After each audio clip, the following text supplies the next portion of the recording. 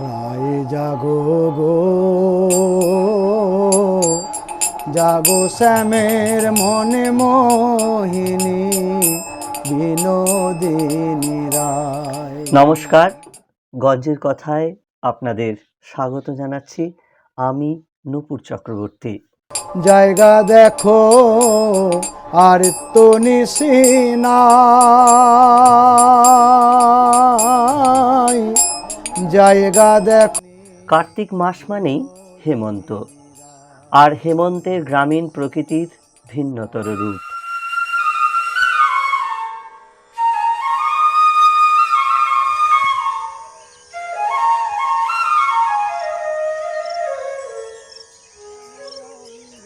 ভগবান কৃষ্ণের অনুসারী বৈষ্ণব ভক্তদের কাছে কার্তিক মাস পরম পবিত্র মাস। বৈষ্ণব সম্প্রদায় বিশ্বাস করেন এ মাস তপস্যার মাস, সাধন ভজনের মাস। তাই কোনো কোনো সাধক বৈষ্ণব এ মাসের প্রতিটি রাতের প্রতিটি প্রহরে গেয়ে চলেন ভগবান শ্রীকৃষ্ণের নাম। আর রাতের শেষ প্রহরে বাকি বৈষ্ণব ভক্তদের কাছে ভগবানের নাম পৌঁছে দিতে ভগবানের নাম গিয়ে বেরিয়ে পড়েন গ্রামের পথে পথে। নিকষ কালো দীর্ঘ অন্ধকার শেষে পরম ভক্ত আকুল বৈষ্ণব ভক্তদের কাছে সে গান যেন মধুর মতো কানে বাজে।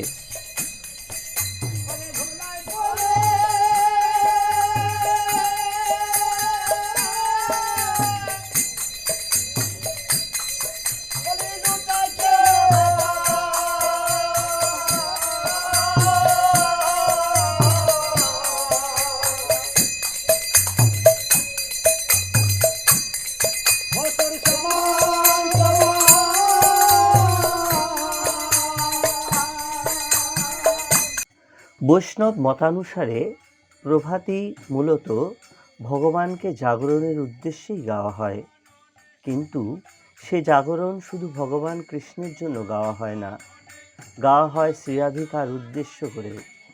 এছাড়া গৌর নিতাই তাদের উদ্দেশ্যেও নানা পদকর্তার নানান পদ গাওয়া হয় প্রভাতী বা টহলে।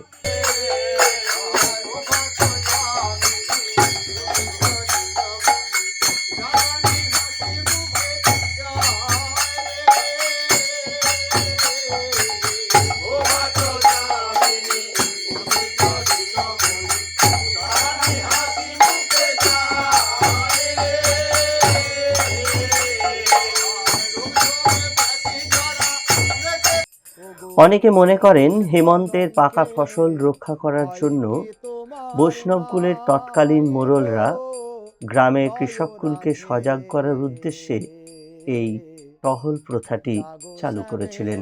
হ্যাঁ, কৃষকদের জাগিয়ে দেওয়ার ব্যাপারটা আছে।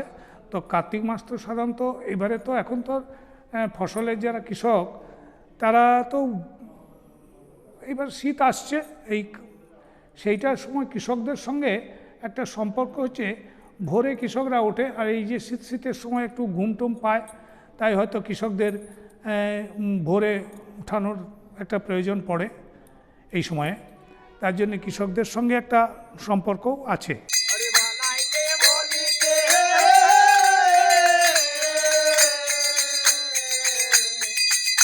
টহল, ভোরাই বা প্রভাতের উদ্দেশ্য যাই হোক না কেন, অপসংস্কৃতির যুগে সামাজিকভাবে দ্রুত পাল্টে যাওয়ার সময়ে রাঢ়বঙ্গের বহু গ্রামে আজও বেঁচে আছে প্রভাতী বা টহল, যা আমাদের কাছে আশার কথা।